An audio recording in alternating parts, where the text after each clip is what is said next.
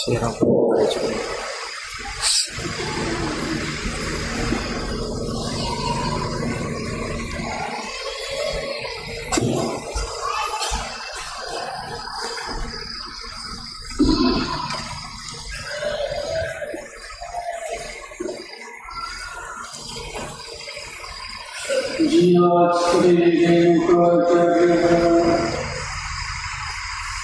ಶಿವಾಚಾರ್ಯ ಶಿಖಾಮಣಿ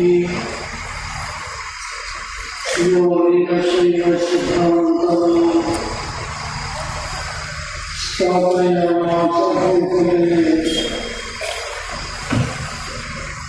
ದತ್ತವು ನಿನ್ನದೇ ಬೆಳೆಯೋ ನಿನ್ನದೇ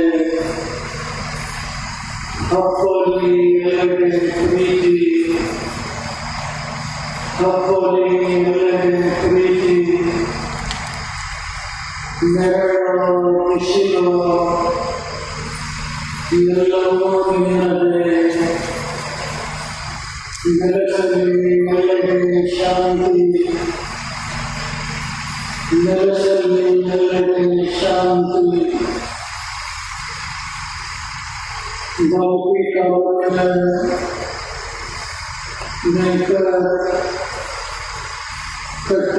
संस्था श्री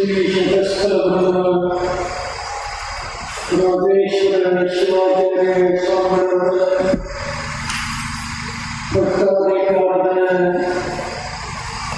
रजत महोत्सव ಸಂಯೋಜಿಸಿದ ಧರ್ಮ ಜಾಗೃತಿ ಸಮಾರಂಭವನ್ನು ಸಂಘಟಿಸಿ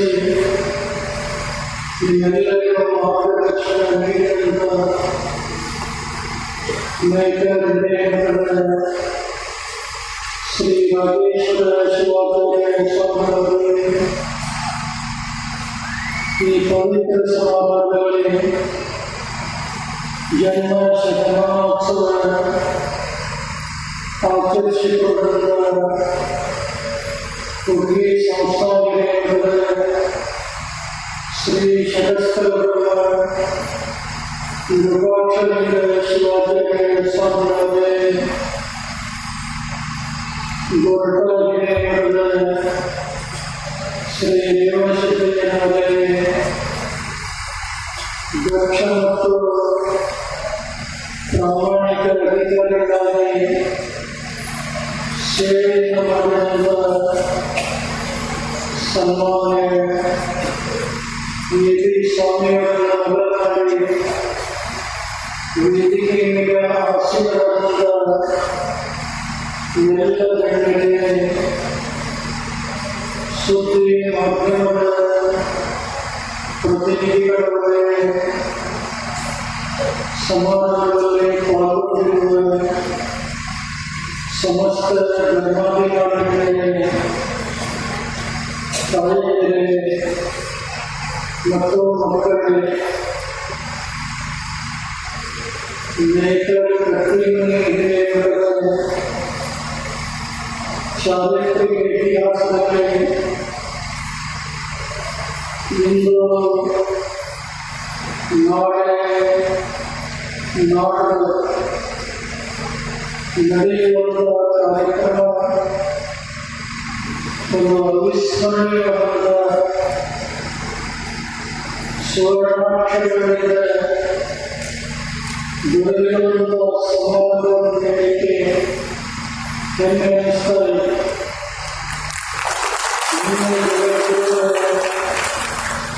ಶುಭಾಗಮನದಲ್ಲಿ ಧರ್ಮ ಜಾಗೃತಿ ಸಮಾರಂಭ ಮಠದ ಆವರಣದಲ್ಲಿ ನಡೆದಿತ್ತು. ಇಂದು ಬೆಳಿಗ್ಗೆ ಲೋಕ ಕಲ್ಯಾಣಕ್ಕಾಗಿ ಭಕ್ತರ ಸೇವಾಭಿವೃದ್ಧಿಗಾಗಿ ಮಠದ ಆವರಣದಲ್ಲಿ ಇಷ್ಟಲಿಂಗ ಮಹಾಪೂಜೆ ಬಹಳಷ್ಟು ಭಕ್ತರ ಸಮ್ಮುಖದಲ್ಲಿ ಸಂಭ್ರಮದಿಂದ ನಡೆದಿದ್ದರಿಂದ ತಾವೆಲ್ಲ ನೋಡಿ ಸಂತೋಷ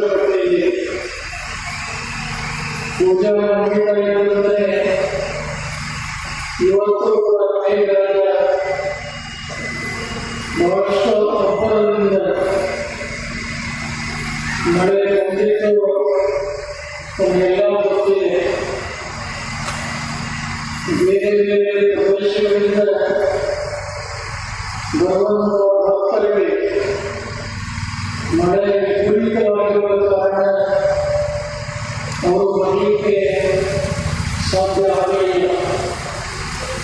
ಆದರೂ ಸಹ ನಿಯೋಜಿತಗೊಂಡಂತಹ ಈ ಕಾರ್ಯಕ್ರಮ ತಡೆಯಾಗಬಾರದು, ಸಾಂಕೇತಿಕವಾಗಿ ಆದರೂ ಈ ಕಾರ್ಯಕ್ರಮ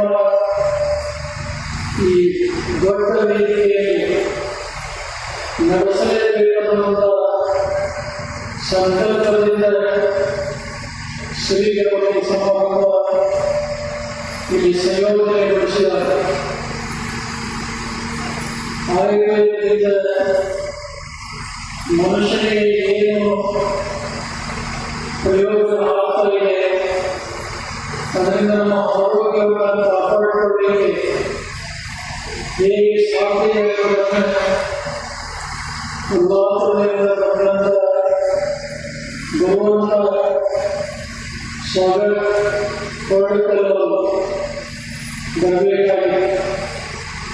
ರಾಜೇಶ್ವರ ಶ್ರೀಗಳು ಹೇಳಿದಂತೆ ದಾರಿ ಉದ್ದಕ್ಕೂ ಕೂಡ ಮಳೆ ಬಂದ ಕಾರಣ ಓಡಾಡಲಿಕ್ಕೆ ಗಾಡಿಗಳು ತೊಂದರೆಯಾದ ಕಾರಣ ಅವರು ಬರಲಿಲ್ಲ. ಆದರೂ ಸಮಾರಂಭದಲ್ಲಿ ಅದಕ್ಕೆ ಸಂಬಂಧಿಸಿದಂತೆ ಕೆಲವು 10 ಮಾತುಗಳನ್ನು ನಾವೆಲ್ಲ ಕೇಳಿದ್ದೀವಿ. ಈಗ ಜಗದ್ಗುರುಗಳ ಕೊನೆಯ ಸಂದೇಶ ಹೆಚ್ಚು ಹೇಳುವಂಥದ್ದು ಏನೂ ಇಲ್ಲ. ಮಾನವ ಜೀವನದ ಶ್ರೇಯಸ್ಸಿಗೆ ಮತ್ತು ಬದುಕಿನ ಉನ್ನತಿಗೆ ಕೆಲವು ಆದರ್ಶ ಮೌಲ್ಯಗಳನ್ನು ಜೀವನದಲ್ಲಿ ಪರಿಪಾಲಿಸಿಕೊಂಡು ಬರಬೇಕಾಗ್ತಾ ಇದೆ. ಮೌಲ್ಯಗಳನ್ನು ನಾವು ಸಂರಕ್ಷಣೆ ಮಾಡದೇ ಇದ್ದರೆ, ಅವುಗಳನ್ನು ನಾವು ಪರಿಪಾಲನೆಯನ್ನು ಮಾಡದೇ ಇದ್ದರೆ, ಪರಿಪೂರ್ಣವಾಗಿ ಮಾನವ ಜನ್ಮದಲ್ಲಿ ಬಂದು ತಿಳ್ಕೊಳ್ಳಿಲ್ಲ ಅಂದರೆ ಈ ಜೀವನ ವ್ಯರ್ಥವಾಗಿ ಹೋಗ್ತಾ ಇದೆ ಅಂತ ಎಚ್ಚರಿಕೆಯಿಂದ ಎಲ್ಲರೂ ಕೂಡ ಕೊಟ್ಟಿದ್ದಾರೆ. ಆದರೆ ಮನುಷ್ಯ ಏನೆಲ್ಲ ಕೇಳಿದ್ರು ಒಂದು ಕಿವಿಯಿಂದ ಕೇಳಿ ಇನ್ನೊಂದು ಕಿವಿಯಿಂದ ಮರೆತು ಬಿಡುವಂತ ಅದರಿಂದಾಗಿ ಮನುಷ್ಯನ ಬದುಕು ಇಂದು ದುಃಖದಿಂದ ಅನೇಕ ಸಂಕಷ್ಟಗಳಿಂದ ಮನುಷ್ಯರ ಹೋರಾಟದ ಇಂಥ ಸಂದರ್ಭದಲ್ಲಿ ನಮ್ಮೆಲ್ಲರಿಗೆ ಧರ್ಮ ಒಂದೇ ದಿಕ್ಸೂಚಿ, ಬಾಳೆ ಒಂದು ಮನೆ ಇರುವಂತೆ ಪ್ರತಿಯೊಬ್ಬ ಬಾಳೆ ಒಂದು ಗುರಿ ಇರುವಂತಹದ್ದಾಗಬೇಕು. ಗುರಿ ಇಲ್ಲದಂತ, ಗುರಿ ಸಾಧಿಸಲಾದಂತ ಜೀವನ ವ್ಯರ್ಥ ಎಂಬುದನ್ನು ಎಲ್ಲ ಜ್ಞಾನಿಗಳು ಕೂಡ ಹೇಳ್ತಾರೆ. ವೀರಶೈವ ಧರ್ಮದಲ್ಲಿ ಕೇವಲ ಜ್ಞಾನಕ್ಕಷ್ಟೇ ಪ್ರಾಧಾನ್ಯತೆಯನ್ನು ಕೊಡಲಿಲ್ಲ, ಕೇವಲ ಕರ್ಮಕ್ಕಷ್ಟೇ ಪ್ರಾಧಾನ್ಯತೆಯನ್ನು ಕೊಡಲಿಲ್ಲ. ಜ್ಞಾನ ಮತ್ತು ಕ್ರಿಯೆಗೆ ಸಮಾನವಾದಂಥ ಅವಕಾಶ ಕಲ್ಪಿಸಿಕೊಟ್ಟಂತ ಯಾವುದಾದ್ರೂ ಒಂದು ಧರ್ಮ ಐತೆ ಅಂದರೆ ಅದು ವೀರಶೈವ ಧರ್ಮ ಅನ್ನೋದನ್ನು ನಾವೆಲ್ಲರೂ ಕೂಡ ಮರೆಯಲಿಕ್ಕೆ ಸಾಧ್ಯವಾಗುವುದಿಲ್ಲ. ಕೇವಲ ಜ್ಞಾನದಿಂದಲೇ ಮನುಷ್ಯ ಪರಿಪೂರ್ಣವಾಗಲಿಕ್ಕೆ ಸಾಧ್ಯ ಇಲ್ಲ. ಕೇವಲ ಕರ್ಮದಿಂದ ಮಾತ್ರ ಅದನ್ನು ಸಾಧಿಸಲು ಸಾಧ್ಯ ಇಲ್ಲ. ಜ್ಞಾನ ಮತ್ತು ಕ್ರಿಯೆಗಳು ಎರಡು ಒಂದಾಗಿ ನಡೆದಾಗ ಮಾನವ ಜೀವನದ ಮೌಲ್ಯ ಸಂಬೋಧನೆ ಕೊಡ್ತಾ ಇದೆ. ಅದಕ್ಕೊಂದು ಮಹತ್ವವನ್ನು ನಾವು ಪಡ್ಕೊಳ್ಳಿಕ್ಕೆ ಸಾಧ್ಯ ಇದೆ. ಇದರ ಜೊತೆಗೆ ವೀರಶೈವ ಧರ್ಮ ಸಾಮಾಜಿಕವಾದ ವ್ಯವಸ್ಥೆಯಲ್ಲಿ ಎಲ್ಲರೊಂದಿಗೂ ಬದುಕಿ ಬಾಳುವಂತ ಒಂದು ಆದರ್ಶ ಗುಣವನ್ನು ಈ ಧರ್ಮ ಹೊಂದಿದೆ.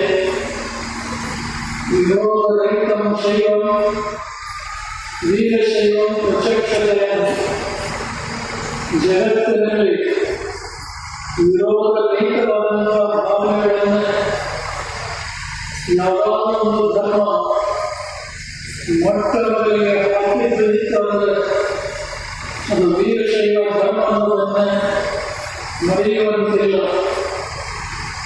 ದೇಶಕ್ಕೆ ಒಂದು ಸಂವಿಧಾನ ಇರುವಂತೆ ಧರ್ಮಕ್ಕೂ ಕೂಡ ಒಂದು ಧರ್ಮದ ಸಂವಿಧಾನ ಇದೆ. ಧರ್ಮದ ಸಂವಿಧಾನದಲ್ಲಿ ಅಷ್ಟಾವರಣ, ಪಂಚಾಚಾರ, ಶತಸ್ಥಲಗಳು ಜೀವನದ ಉನ್ನತಿಗೆ ಇವು ಪ್ರಮುಖವಾದಂಥ ಸೋಪಾನಗಳು. ಇವತ್ತು ಅಷ್ಟಾವರಣಗಳ ಅರಿವು ಇಲ್ಲದಂತಾಗಿ ಪಂಚಾಚಾರ್ಯ ಆಚರಣೆ ಬಹಳಷ್ಟು ಕಡಿಮೆಯಾಗಿ ಶತಸ್ಥಲಗಳ ಜ್ಞಾನ ಇಲ್ಲದೇ ಇರುವುದರಿಂದ ಈ ಧರ್ಮ ಎಷ್ಟೋ ಜನ ಗೌರವವಾಗಿ ನಡೆದು ಕಲುಷಿತ ವಾತಾವರಣಕ್ಕೆ ಅಶಾಂತಿಗೆ ಕಾರಣ ಆಗ್ತಾ ಇದೆ. ಇಂತಹ ಸಂದರ್ಭದಲ್ಲಿ ಶ್ರೀ ಗುರುವಿನಿಂದ ಯೋಗ್ಯವಾದಂಥ ಸಂಸ್ಕಾರವನ್ನು, ಸಂಸ್ಕೃತಿಯನ್ನು ಕಲಿತುಕೊಂಡು ಮನುಷ್ಯ ಬಾಳಿದಾಗ ಜೀವನದಲ್ಲಿ ಎಲ್ಲ ರೀತಿಯಾದಂಥ ಶ್ರೇಯಸ್ಸು ಪ್ರಾಪ್ತವಾಗಲಿಕ್ಕೆ ಸಾಧ್ಯವಾಗ್ತಾ ಇದೆ.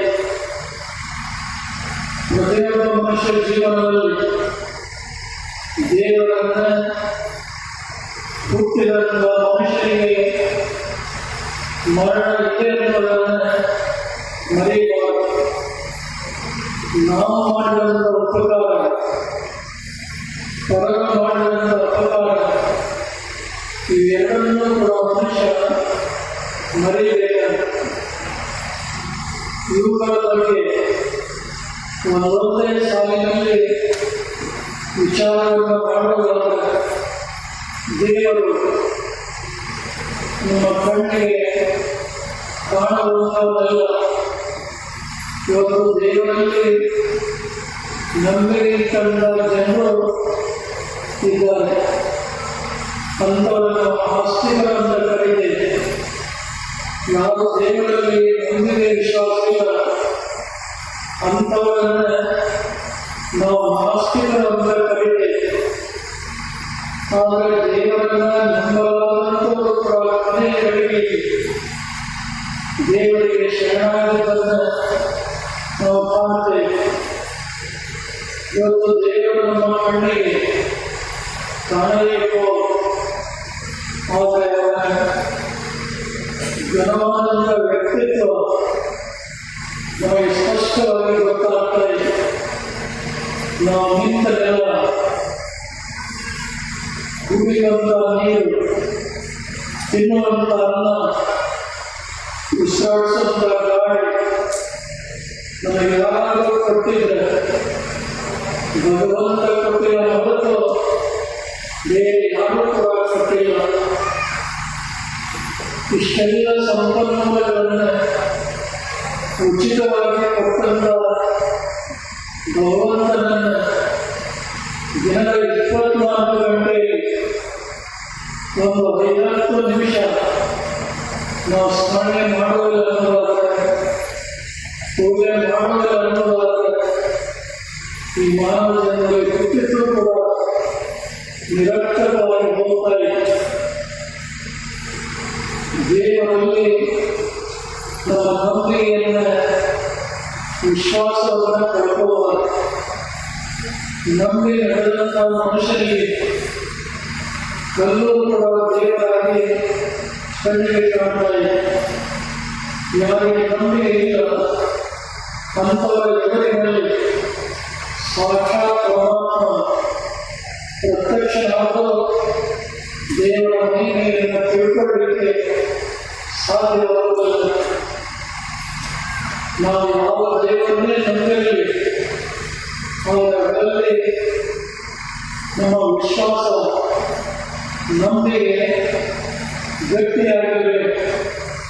ಈ ದೇಶ ಪ್ರಪಂಚದಲ್ಲಿರುವಾಗ ಸ್ವಾತಂತ್ರ್ಯ ಕಂಡುಕೊಳ್ಳಲಿಕ್ಕೆ ಹೋರಾಟ ಮಾಡಿದಂಥ ಮಹಾತ್ಮ ಗಾಂಧೀಜಿ ತಮ್ಮ ಜೀವನದ ದಿನಚರಿಯಲ್ಲಿ ಒಂದು ಮಾತು ಬರಬೇಕು.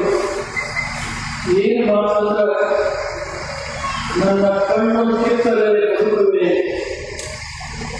ನನ್ನ ಕಿವಿ ಕೊಯ್ದರೆ ಬದುಕುವೆ, ದೇಹದ ಅಂದ ಅವಯವಗಳನ್ನು ಪೂರ್ಣ ಮಾಡುವ ಬದುಕಬಲ್ಲೆ, ಆದರೆ ದೇವರಲ್ಲಿರುವ ನನ್ನ ಭಾವನೆಯನ್ನು ನಾಶಗೊಳಿಸಿದರೆ ಮಾತ್ರ ನಾನು ಬದುಕಿ ಉಳಿಯಲಾರೆ ಅನ್ನುವಂತಹ ಮಾತನ್ನು ಒಬ್ಬ ರಾಜಕೀಯ ಮುತ್ಸದ್ದಿ ಮಹಾತ್ಮ ಗಾಂಧೀಜಿ ಹೇಳಬೇಕಾದರೆ, ಇನ್ನು ಧರ್ಮ ಮತ್ತು ಧರ್ಮಾಚಾರ್ಯ ದೇವರ ಬಗ್ಗೆ ಎಷ್ಟು ಹೇಳಬಹುದು ಅನ್ನೋದನ್ನು ನಾವೆಲ್ಲ ತಿಳ್ಕೊಳ್ಳಿಕ್ಕೆ ಸಾಧ್ಯ ಇದೆ.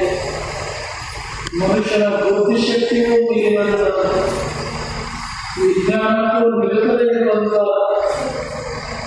ಅಗೋಚರ ಅವ್ಯಕ್ತವಾದಂಥ ಶಕ್ತಿ ಏನಿಲ್ಲ, ಅದನ್ನೇ ನಾವೆಲ್ಲ ದೇವರಂತ ನಂಬಿ ನಡೆದುಕೊಂಡು ಬರ್ತಾ ಇದ್ದೇವೆ. ಅದಕ್ಕೆ ದೇವರಲ್ಲಿ ನಮ್ಮ ನಂಬಿಕೆ ಯಾವಾಗಲೂ ಗಟ್ಟಿಯಾಗಿರಬೇಕು. ಇದನ್ನು ಬರೆಯುವ ಎರಡನೇದಾಗಿ ಮರಣ. ಹುಟ್ಟಿದಂತಹ ಮನುಷ್ಯ 100 ವರ್ಷ ಬದುಕಲಿ, 100ಕ್ಕಿಂತ ಹೆಚ್ಚು ವರ್ಷ ಬದುಕಲಿ, ಆದರೆ ಒಂದಿಲ್ಲ ಒಂದು ದಿನ ಈ ಮಣ್ಣಿನ ಪಾಲಾಗಿ ಈ ಜೀವ ಹೋಗ್ತಾ ಇದೆ ಎನ್ನುವುದನ್ನು ಮರಿಬಾರದು. ಬಹುಶಃ ಹುಟ್ಟು ಮನುಷ್ಯನಿಗೆ ಎಷ್ಟು ಸಹಜವೋ ವೃತ್ತಿಯು ಕೂಡ ಅಷ್ಟೇ ನಿಶ್ಚಿತವಾದ. ಹುಟ್ಟಿನ ಮನುಷ್ಯ ಕಾಲಗರ್ಭದಲ್ಲಿ ಮೃತ್ಯುವಿಗೆ ಒಳಗಾತನದಲ್ಲಿ ಯಾವುದೇ ಸಂದೇಹ ಇಲ್ಲ. ಹೀಗೆ ಅನೇಕ ತಪಸ್ಸುಗಳು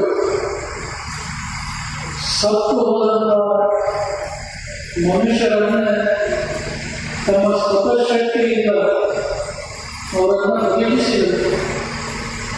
ಆದರೆ ಬದುಕಿಸಿದಂಥ ಅಂಥ ತಪಸ್ಸುಗಳು ಕೂಡ ಕಾಲ ಗರ್ಭದಲ್ಲಿ ಅವರು ಹೋದರು ಅನ್ನುವಂತಹ ಸತ್ಯವನ್ನು ನಾವು ಯಾರೂ ಮರೆಯಲಿಕ್ಕಾಗುವುದಿಲ್ಲ. ಈ ಜೀವನ ಅನ್ನುವಂಥದ್ದು ಒಂದು ತೆರೆದಿಟ್ಟ ಪುಸ್ತಕ ಇದೆ. ಈ ಪುಸ್ತಕದ ಮೊದಲನೇ ಪುಟವನ್ನು ಮತ್ತು ಕೊನೆಯ ಪುಟವನ್ನು ಭಗವಂತನೇ ಬರೆದು ಕಳಿಸಿದ್ದಾರೆ. ಮೊದಲನೇ ಪುಟದಲ್ಲಿ ಹುಟ್ಟನ್ನು ಬರೆದ, ಕೊನೆಯ ಪುಟದಲ್ಲಿ ಕೃತ್ಯವನ್ನು ಬರೆದಿಲ್ಲ. ಹುಟ್ಟು ಮತ್ತು ಸಾವುಗಳ ಮಧ್ಯದ ಬದುಕಿದೆ, ಅದು ಸಾಮಾನ್ಯವಾದಂಥದ್ದಲ್ಲ. ಆ ಬದುಕನ್ನು ಶ್ರೀಮಂತಗೊಳಿಸಿಕೊಳ್ಳಬೇಕಾದದ್ದು, ಸಮೃದ್ಧಗೊಳಿಸಿಕೊಳ್ಳಬೇಕಾದದ್ದು ಅವರವರ ಜವಾಬ್ದಾರಿ ಹೊರತು ಅದಕ್ಕೆ ಬೇರೆ ಯಾರೂ ಕೂಡ ಕಾರಣಲ್ಲ. ಇವತ್ತು ಮನುಷ್ಯ ಹುಟ್ಟುವಾಗ ಉಸಿರು ಇಳಿತಾ ಇದೆ, ಹೆಸರು ಇರುವುದಿಲ್ಲ. ಆದರೆ ಮನುಷ್ಯ ಇರುವಾಗ ಋಷಿಗಳು ಇರುವುದಿಲ್ಲ. ಹೆಸರು ಉಳಿಯುವಂತಹ ರೀತಿಯಲ್ಲಿ ಅನೇಕ ಜನರು ಬಾಳಿ ಬದುಕಿ ಸಮಾಜಕ್ಕೆ ಮಾರ್ಗದರ್ಶನ ನೀಡಿದ್ದನ್ನು ಕಾಣ್ತಾ ಇದೆ. ಇವತ್ತು ಅನೇಕ ಹಿರಿಯರ ಪರಂಪರೆ ಇದೆ. ಶ್ರೀ ವಿರೂಪಾಕ್ಷೇಶ್ವರ ಶಿವಾಚಾರ್ಯ ಸ್ವಾಮಿಗಳಾಗಲಿ, ತದನಂತರದಲ್ಲಿ ಬಂದಂತ ಲಿಂಗೈಕ್ಯ ರಾಘವೇಶ್ವರ ಶಿವಾಚಾರ್ಯ ಸ್ವಾಮಿಗಳಾಗಲಿ ತಮ್ಮ ಕಡೆ ನುಡಿಗಳಿಂದ ಧರ್ಮದ ಪರಿಪಾಲನೆಯಿಂದ ಶಿವನ ಒಂದು ಧ್ಯಾನ ಎರಡನ್ನೂ ಕೂಡ ಬರೆಯಬಾರದು. ಇನ್ನು ಎರಡು ಮಾತು ಮರೆಯುವಂತ ಮಾತಾದರೆ ಜಗತ್ತು ಹೇಳುವಂತ ಅವಶ್ಯಕತೆ ಇಲ್ಲ ಅಂತ ಅನ್ನೋದು. ಆದರೆ ಮರೆಯದೇ ಇದ್ದರೆ ಈ ಬದುಕಿನ ಬಂದಿ ಸುಗಮವಾಗಿ ಸಾಗಲಿಕ್ಕೆ ಸಾಧ್ಯವಾಗುವುದಿಲ್ಲ. ನಾವು ಮಾಡಿದಂಥ ಉಪಕಾರ ಯಾರಿಗೇನಾದರೂ ನಾವೊಂದು ಉಪಕಾರ ಮಾಡಿದಾಗ ನಾನು ಮಾಡಿದೆ ಅನ್ನುವಂಥ ಭಾವ ಮೇಲಿಂದಲೇ ಬರಬಾರದು. ಇವತ್ತು ನಾವು ಏನಾದರೂ ಮಾಡಿದೆ ಅಂದರೆ ದೇವರು ನಮಗೆ ಕೊಟ್ಟ ಅಂತೇಳಿ ನಾವು ಇನ್ನೊಬ್ಬರಿಗೆ ದಾನ ಮಾಡಲಿಕ್ಕೆ ಸಾಧ್ಯ. ದೇವರೇ ಕೊಡಲಿಲ್ಲ, ನಾವೇನು ಮಾಡಲಿಕ್ಕಾಗುವುದಿಲ್ಲ.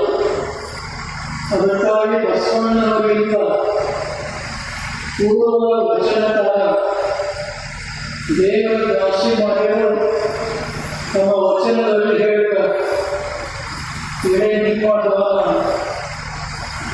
ನಿಮ್ಮ ದಾನ, ಸುಳಿದು ಸೂಸುವ ಗಾಳಿ ನಿಮ್ಮ ದಾನ, ಎತ್ತು ನಿಮ್ಮ ದಾನ, ಬಿತ್ತು ನಿಮ್ಮ ದಾನ, ಸುತ್ತಿ ಹರಿಯುವ ಸಾಗರವೆಲ್ಲ ನಿಮ್ಮ ದಾನ, ಕಾಯ ನಿಮ್ಮ ದಾನ, ಜೀವನ ನಿಮ್ಮ ದಾನ, ಕಾಯ ಜೀವ ಉಳ್ಳಲ್ಲಿ ನಿಮ್ಮ ಪೂಜಿಸಿದ ಕರುಣೆಗಳ ನೀನೆಂದೇ ಅನ್ನುವಂಥ ಮಾತನ್ನ ಅವರು ಹೇಳ್ತಾರೆ.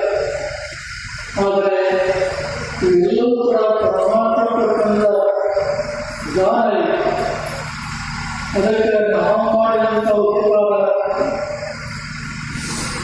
ಹಾಗೆ ನಾವೇ ಮರೆಯಬೇಕು. ಮರೆಯದೇ ಇದ್ದ ಮನುಷ್ಯನಿಗೆ ಅಹಂಕಾರ ದುರಹಂಕಾರ ಬಂದು ಅನೇಕ ಆತಂಕಗಳಿಗೆ ಕಾರಣ ಆಗಬಹುದು. ಅದಕ್ಕೆ ನಾವು ಮಾಡಿದಂಥ ಉಪಕಾರ ಮರೆಯಬೇಕು. ಹೊರಗೆ ಮಾಡಿದಂಥ ಅಪಕಾರ ನಾವು ಒಳ್ಳೆಯವರಾಗಿ ಬೇರೆ ನಮಗೆ ಕೆಟ್ಟದ್ದನ್ನು ಮಾಡಿದರೆ ಅದನ್ನು ಕ್ಷಣದಲ್ಲಿ ಮರೆತು ಬಿಡಬೇಕು. ಮರೆಯದೇ ಇದ್ದರೆ ಅದಕ್ಕೆ ನಾವು ಪ್ರತಿರೋಧವನ್ನು ಮಾಡ್ತಾ ಹೋದರೆ ಪರಸ್ಪರ ದ್ವೇಷ ಅಸೂಯೆಗಳು ಬೆಳೆದ ಸಮಾಜದಲ್ಲಿ ಅನೇಕ ಸಂಘರ್ಷಗಳಿಗೆ ಕಾರಣ ಆಗಬಹುದು. ಅದಕ್ಕೆ ಮನುಷ್ಯ ಪ್ರಯೋಗ ಮಾಡಿದಂಥ ಅಪಕಾರವನ್ನು ಕೂಡ ಮರೆತು ಜೀವನದಲ್ಲಿ ನಡೆಯಬೇಕೆಂಬುದನ್ನು ಎಲ್ಲರೂ ನೆನಪಿಡಬೇಕಾಗಿದೆ. ಇವತ್ತು ಮನುಷ್ಯ ಭೌತಿಕವಾಗಿ ಬೇಕಾದಷ್ಟು ಬೆಳೆದಿದ್ದಾರೆ, ಆರ್ಥಿಕವಾಗಿ ಸಬಲಗೊಂಡಿದ್ದಾರೆ.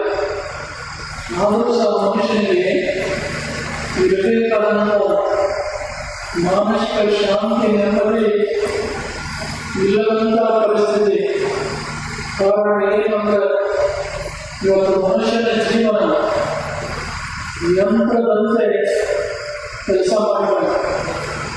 ಆದರೆ ಮನೆಗೆ ಬಂದು ನೋಡಿದಾಗ ಆ ನೆಮ್ಮದಿಯ ಮಿಟ್ಟಿಸಲು ಅದು ಇಲ್ಲದೇ ಇರುವಂಥ ಕಾರಣ ಒಂದಲ್ಲ, ಹಲವಾರು. ಬರುವಂತಹ ಸಮಸ್ಯೆಗಳಾಗಿರ್ಬೋದು, ನಮ್ಮ ಪರಿಸರದಲ್ಲಿರುವಂತಹ ವ್ಯತ್ಯಾಸಗಳಾಗಿರ್ಬೋದು, ಯಾವ್ಯಾವ ಹಂತಗಳಲ್ಲಿ ಈ ಕೊರತೆಯಿಂದ ಹೊಂದಿರುವಂಥದ್ದಾಗಿರ್ಬೋದು. ಆದರೆ ಮನುಷ್ಯ ಇವತ್ತು ಆರೋಗ್ಯವಂತರಾಗಿ ಸದೃಢನಾಗಿ ಗಾಳಿ ಎದುರುಬೇಕಾದರೆ ಮನುಷ್ಯ ಪರಿಶುದ್ಧವಾಗಿದೆ. ಈ ದೇಹ ಯಾವಾಗಲೂ ಶ್ರಮಕ್ಕೆ ಇದನ್ನು ಕುರಿತಾಗಿರಬೇಕು. ಅದಕ್ಕಾಗಿ ಜಗತ್ತುಗಳು ನೇಮಕಾಗಿದೆ. ವೃತ್ತಿ ಚೈತನ್ಯ ರೂಪಿಣಿ ಕಾಯಿಕವೇ ಕಲಾ ಚೈತನ್ಯ ಅನ್ನುವಂತಹ ಮಾತನ್ನು ಅವರು ಹೇಳಿದೆ.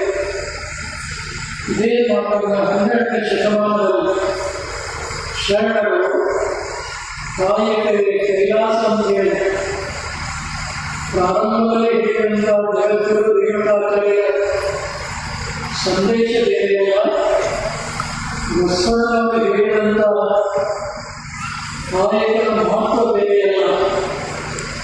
ಎರಡೂ ಕೂಡ ಒಂದೇ ಆಗಬೇಕು ಅನ್ನೋದನ್ನು ನಾವೆಲ್ಲ ತಿಳ್ಕೋಬೇಕಾಗಿದೆ. ಮನುಷ್ಯ ಹಣ ಸಂಪಾದನೆಯಿಂದ ಮಾಡುವಂತಹ ಸಂದರ್ಭದಲ್ಲಿ ಆರೋಗ್ಯವನ್ನು ನಿರ್ಲಕ್ಷ್ಯ ಮಾಡ್ತಾರೆ. ಆದರೆ ಆರೋಗ್ಯ ಅದಕ್ಕೆಂತಹ ಸಂದರ್ಭದಲ್ಲಿ ಸಂಪಾದಿಸಿದಂಥ ಎಲ್ಲ ಹಣವನ್ನು ಖರ್ಚು ಮಾಡಿದರೂ ಕಳೆದುಕೊಂಡಂಥ ಆರೋಗ್ಯವನ್ನು ಮರಳಿ ಪಡೆಯಲಿಕ್ಕೆ ಸಾಧ್ಯವಾಗುವುದಿಲ್ಲ. ಮಾತು ಬಲ್ಲವನಿಗೆ ಜಗಳವಿಲ್ಲ, ಊಟ ಬಲ್ಲವನಿಗೆ ರೋಗವಿಲ್ಲ ಅಂತ ಕನ್ನಡದಲ್ಲಿ ಗಾದೆ ಮಾತಿದೆ. ಯಾರಿಗೆ ಮಾತು ಬರ್ತಾವ ಅನ್ನೋರು ಜಗಳಕ್ಕೂ ಹೋಗುವುದಿಲ್ಲ. ಯಾರಿಗೆ ಊಟ ಮಾಡುವಂತಹ ವಿಧಾನ ಕ್ರಮ ಗೊತ್ತಿದೆ ಅಂಥವರು ಆರೋಗ್ಯವಂತರಾಗಿ ಬದುಕಿ ಮಾಡ್ತಾರೆ ಅನ್ನೋದನ್ನು ನಾವು ಮರೆಯುವಂತಿಲ್ಲ. ಮನುಷ್ಯ ಜೀವನಕ್ಕೆ ಆಹಾರ, ಆರೋಗ್ಯ ಮತ್ತು ಅಧ್ಯಾತ್ಮ ಈ ಮೂರೂ ಕೂಡ ಬಹಳಷ್ಟು ಅವಶ್ಯಕತೆ. ಎಲ್ಲ ಸಂಪತ್ತುಗಳಿಗಿಂತ ಆರೋಗ್ಯ ಸಂಪತ್ತು ದೊಡ್ಡ ಸಂಪತ್ತು. ಆರೋಗ್ಯ ಸಂಪತ್ತು ಅಂದಿದ್ದರೆ ಏನೆಲ್ಲ ಸಂಪತ್ತನ್ನು ಗಳಿಸಲಿಕ್ಕೆ ಸಾಧ್ಯವಾಗ್ತದೆ. ಅದಕ್ಕೆ ನಮ್ಮ ಆರೋಗ್ಯವನ್ನು ನಾವು ಪಡ್ಕೋಬೇಕಾದ ಶ್ರಮದ ಬದುಕನ್ನು ನಾವು ಅಳವಡಿಸಿಕೊಂಡು ನಡೆಯಬೇಕು. ಮತ್ತು ಆಹಾರ, ಇವತ್ತು ನಾವು ತಿನ್ನುವಂಥ ಆಹಾರ ಬಹಳಷ್ಟು ಕಲುಷಿತಗೊಂಡಿದೆ.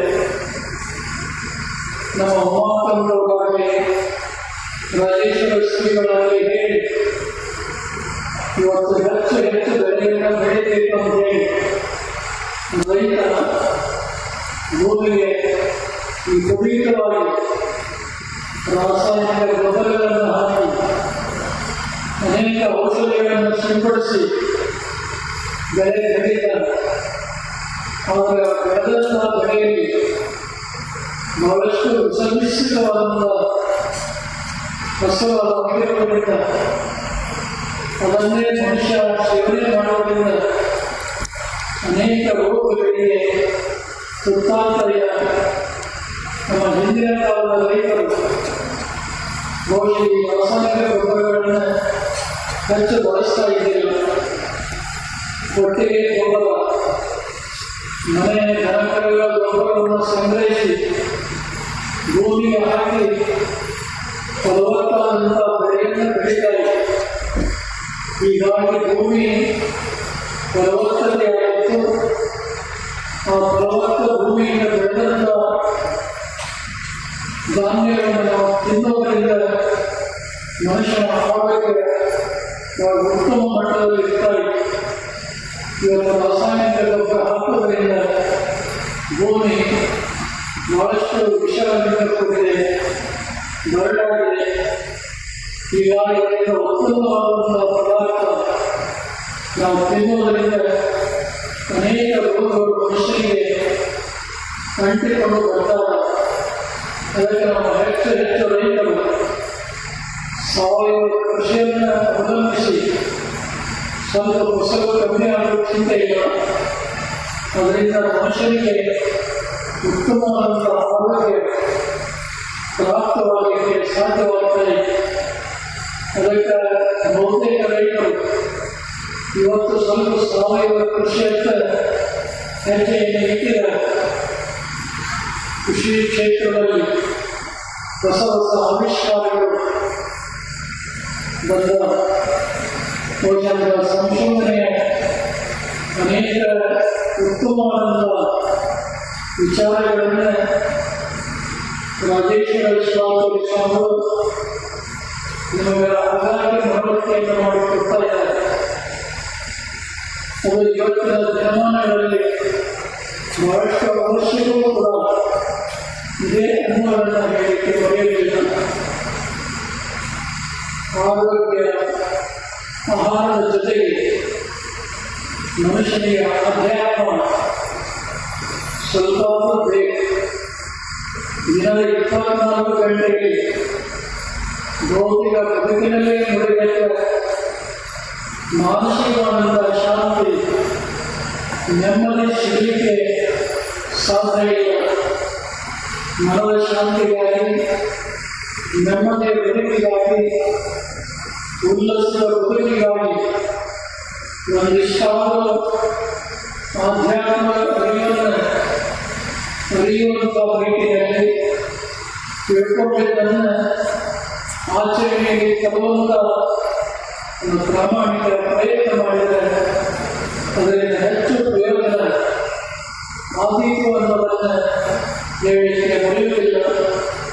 ಈ ಆಧ್ಯಾತ್ಮ ಲೋಕವನ್ನು ಋಷಿ ಮುನಿಗಳು, ಆಚಾರ್ಯರು, ಶರಣ ಸಂತ ಮಹಂತರು ಆಯಾ ಕಾಲಘಟ್ಟಗಳಲ್ಲಿ ಅವತರಿಸಿ ದಿಕ್ಕು ತಪ್ಪಿ ದಾರಿ ತಪ್ಪಿ ಹೋಗುವಂತಹ ಮನುಷ್ಯನನ್ನು ಸನ್ಮಾನಕ್ಕೆ ತರುವಂಥ ಪ್ರಾಮಾಣಿಕ ಪ್ರಯತ್ನವನ್ನು ಮಾಡಿದಾಗುವಂತಹ ನೆನಪುಗಳನ್ನು ನಾವೆಲ್ಲ ಇಟ್ಕೋಬೇಕಾಗಿದೆ. ಇವತ್ತಿನ ದಿನ ಉಡಿ ಸಂಸ್ಥಾನ ಹೇಳಿದರೆ ವಿರೂಪಾಕ್ಷ ಶಿವಾಚಾರ್ಯ ಸ್ವಾಮಿಗಳ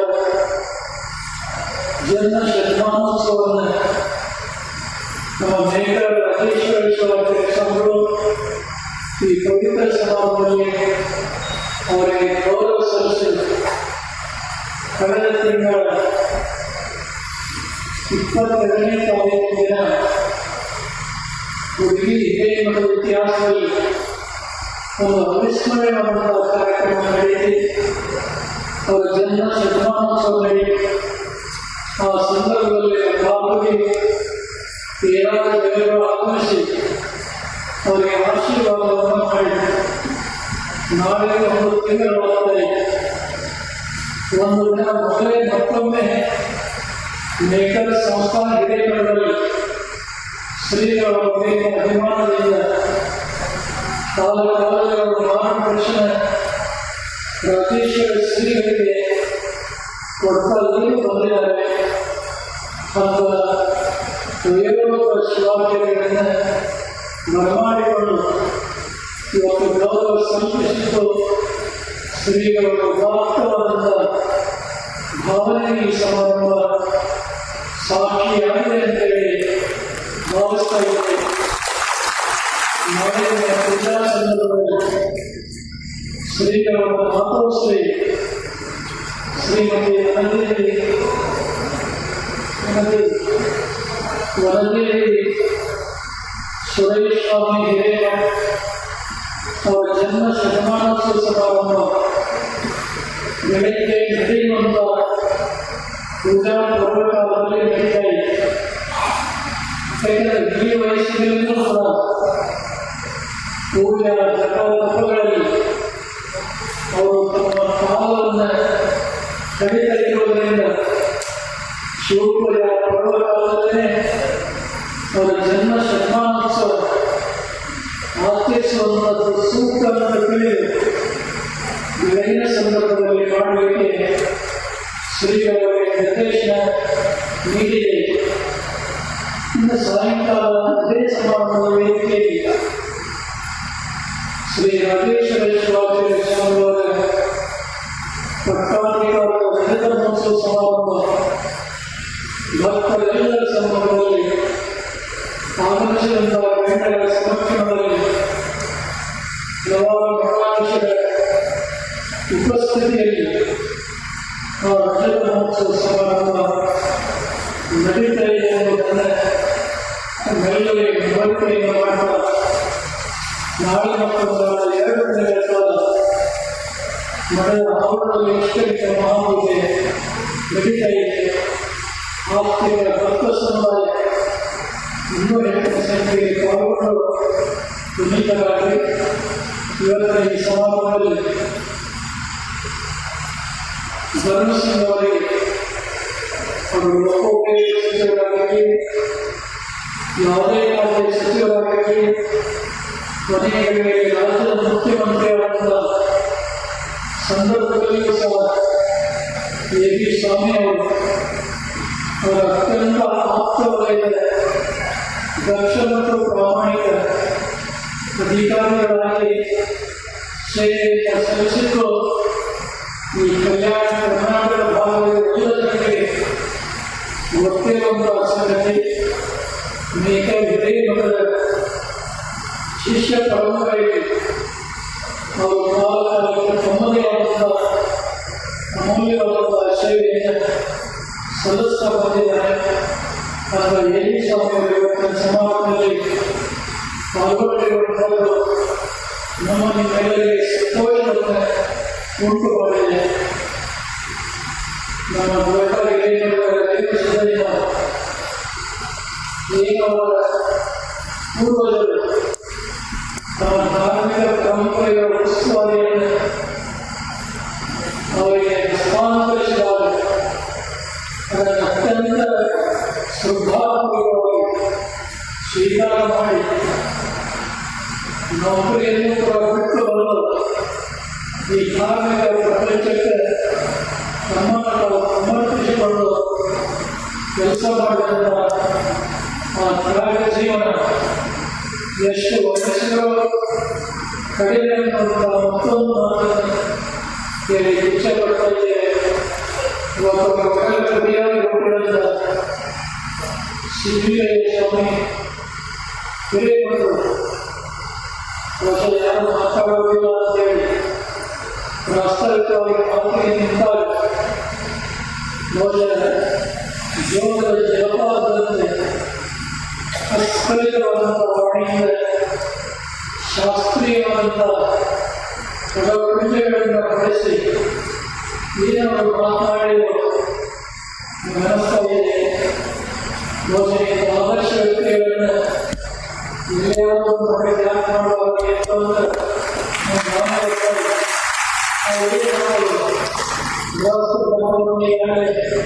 ಸ್ವೀಕಾರ ಮಾಡಿ ಆದರೆ ಗೃಹಸ್ಥ ಜೀವನದಲ್ಲಿಯೂ ಕೂಡ ನಮ್ಮ ತಂದೆಯಿಂದ ನಿರ್ವಹಿಸಿದ ಬಂದರೆ ಶಿವೇ ಸ್ವಾಮಿಯವರು ಕೂಡ ಈ ನೇಕಲ್ ವಿಧೇಯಕದ ಒಂದು ಪ್ರಗತಿ ಪಥದಲ್ಲಿ ಅಭಿವೃದ್ಧಿಯ ಕಾರ್ಯಗಳಲ್ಲಿ ಅಮೂಲ್ಯವಾದಂತಹ ಸೇವೆ ಸಲ್ಲಿಸುವಂಥ ಒಬ್ಬ ಕಟ್ಟ ಸೇನಾನಿ ಆಗಿ ಅವರು ಕೆಲಸ ಮಾಡೋದಲ್ಲ.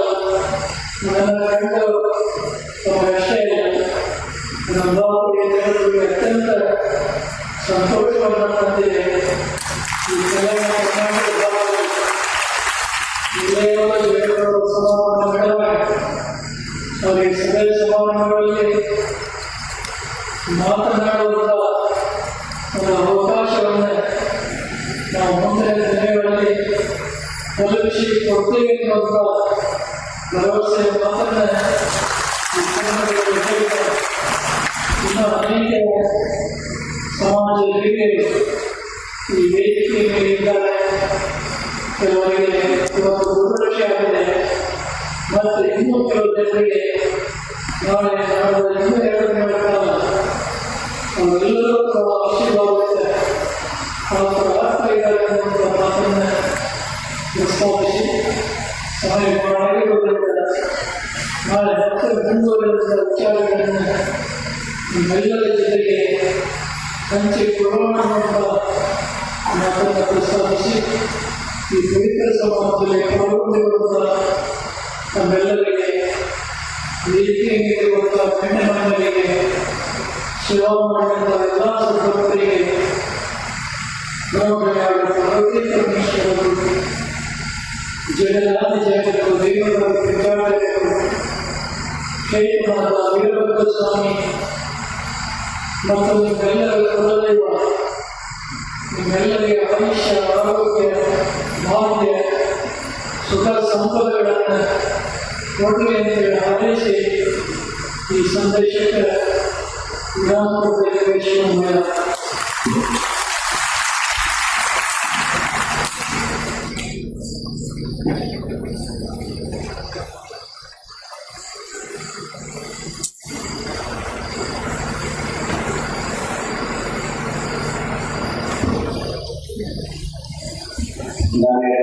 ನಮ್ಮ ದರ್ಶನ ನಾಳೆ ಮತ್ತು ಕೂಡ ಹೋಗಿ ಮನೆಯಿಂದಲೇ ಬರ್ತೀವಿ. ಗುರುಗಳ ದರ್ಶನ ಎಲ್ಲರೂ ಪಡೆದುಕೊಳ್ಳಬೇಕು. ನಾಳೆ ಮನೆಯಿಂದ ತಗೊಂಡು ಬಂದು ವಿಶೇಷವಾಗಿ ಇವತ್ತು ಭಾಳ ಬೇರೆ ಬೇರೆ ಬಂದು ನಿಂತವರಿಗೆ ನಾಳೆ ಹೇಳಲಿಕ್ಕೆ ಅವಕಾಶ ಇದೆ. ನಾನು ಎಲ್ಲರೂ ಬಂದು ನಾಳೆ ಹೇಳೋಣ.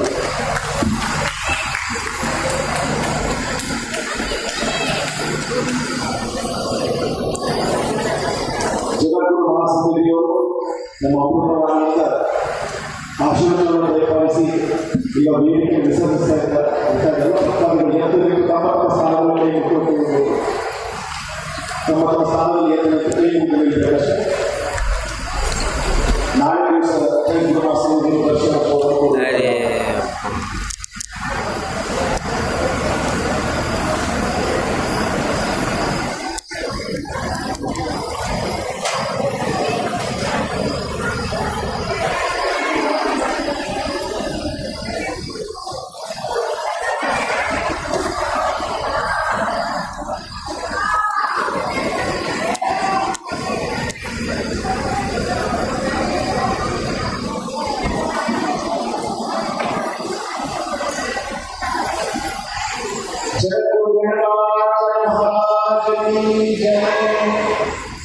जगद्गुरु वीर सोमेश्वर शिवाचार्य महाराज की जय। जगद्गुरु वेंकटाचार्य महाराज की जय। नाಳೆ ದಿವಸ ಮತ್ತೆ ಜಗದ್ಗುರು ಮಹಾಸಮಿತಿಯವರ ವಿಶ್ವದ ಮಹಾಪೂಜೆ ಇರುತ್ತದೆ.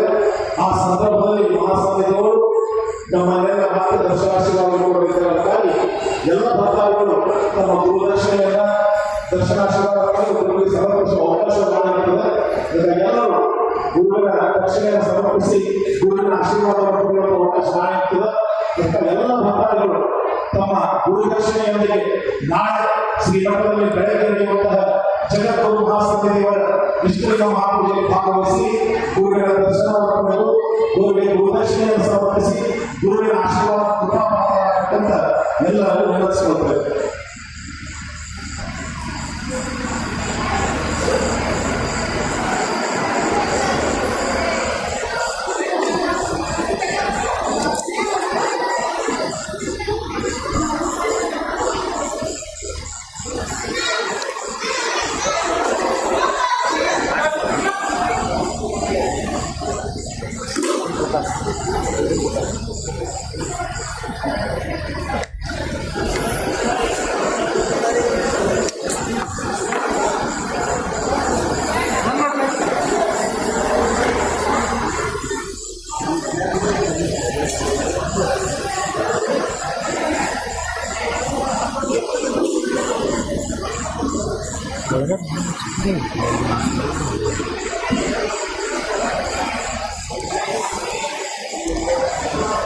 बंद करो।